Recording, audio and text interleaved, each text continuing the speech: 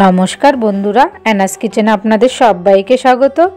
আশা করি আপনারা সবাই ভালোই আছেন। প্রতিবারের মতো আবারও ফিরে এসেছি নতুন রেসিপি নিয়ে। আর আজকের রেসিপি হলো অনুষ্ঠান বাড়ির মতো শুক্তো, দুধ শুক্তো বলে এটাকে। আশা করি আপনাদের এই রেসিপিটা ভালোই লাগবে। যদি ভালো লাগে অবশ্যই একটা লাইক শেয়ার করে দেবেন এবং কমেন্ট করে জানাবেন কেমন হয়েছে।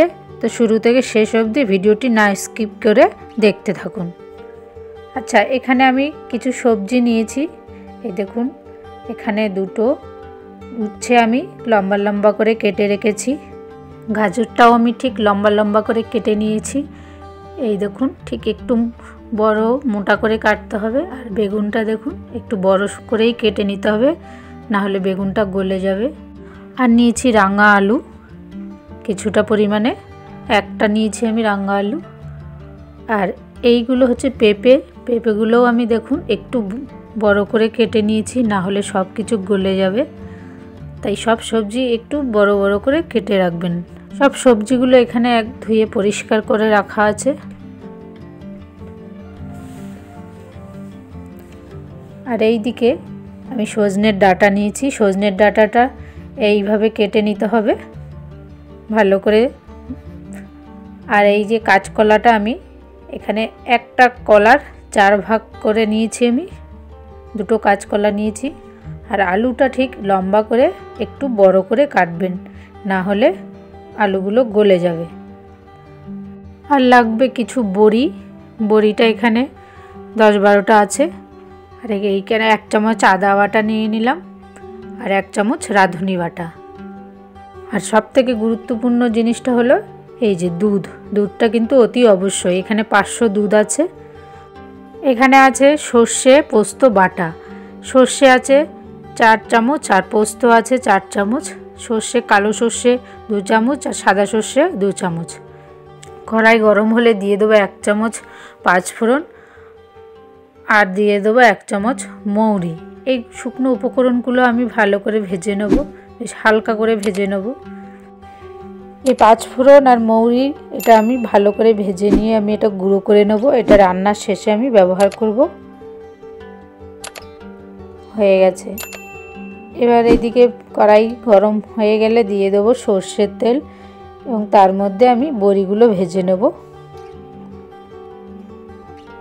বড়িটা বেশি সময় লাগে না, কয়েক সেকেন্ড ধরে ভেজে নিয়ে তুলে নেবে, না হলে পুড়ে যাবে। এবার ওই তেলেই আমি উচ্ছেগুলো আমি ভেজে নেব। যারা আমার চ্যানেলে নতুন প্লিজ সাবস্ক্রাইব করে দিয়ে পাশে থাকা বেল আইকনটিতে চাপ দিয়ে রাখবেন, যাতে নেক্সট যে রেসিপি তৈরি করব সেটা আপনাদের কাছে পৌঁছে যাবে। উচ্ছেটাও ভাজা হয়ে গেছে, উচ্ছেগুলো তুলে নিলাম। এবার আমি কেটে রাখা বেগুনগুলো ভেজে নেব। বেগুনটা ভেজে নেওয়ার কারণ হচ্ছে বেগুনটা প্রথম দিকে রান্নায় দিয়ে দিলে গলে যাবে, তাই ভেজে রেখে দেবো, রান্নার শেষের দিকে দিয়ে দেবো। এটাও ভাজা হয়ে গেছে, তুলে নেব।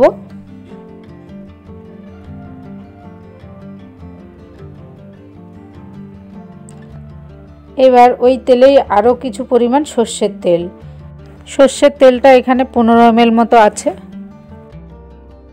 দিয়ে দিলাম তেজপাতা।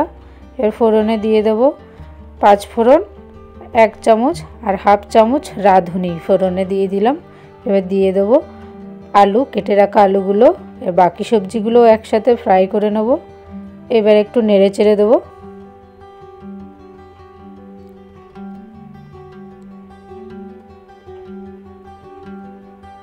এবার অ্যাড করব আমি এখানে স্বাদ মতো নুন।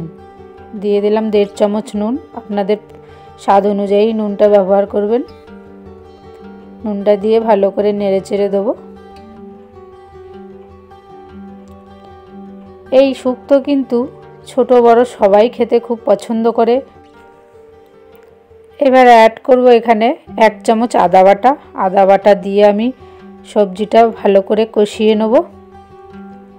বেশ ভালো করে কিছুক্ষণ 1 মিনিট মতো আমি এটাকে কষিয়ে নেব। খুব বেশি সবজি ভাজতে হয় না এখানে। এবার দিয়ে দিলাম 1 চামচ রাঁধুনি বাটা, ছোট চামচের 1 চামচ রাঁধুনি বাটা দিয়ে ভালো করে আমি নেড়ে চেড়ে দেবো।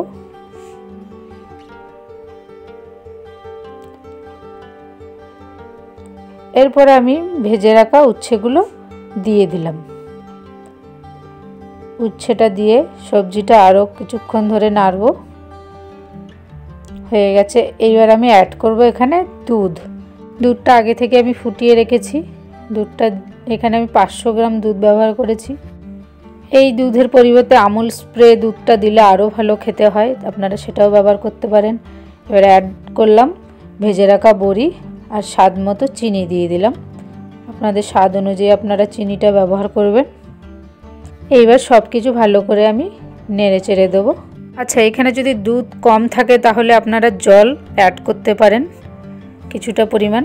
ঢেকে দিলাম 2 থেকে 3 মিনিট। ঢাকনা খুলে দেখে নেব সবজিগুলো সেদ্ধ হয়েছে কিনা দেখে নেব। মোটামুটি সব কিছুই সেদ্ধ হয়ে গেছে, আর কিছুটা বাকি আছে। এবার ভেজে রাখা বেগুনটা দিয়ে দেব।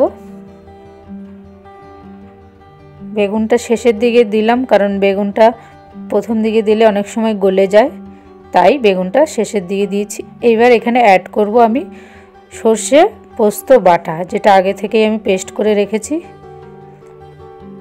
এটা দিয়ে আমি ভালো করে বেশ নেড়ে চেড়ে দেবো।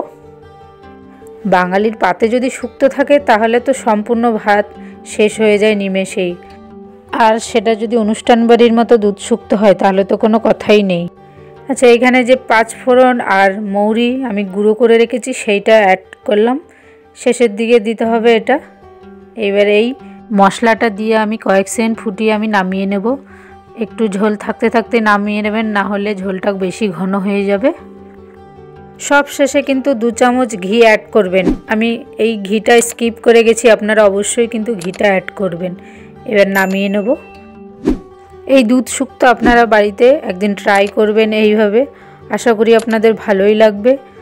এই রেসিপিটা যদি ভালো লেগে থাকে অবশ্যই কিন্তু লাইক শেয়ার করে দেবেন এবং কমেন্ট করে জানাবেন কেমন হয়েছে।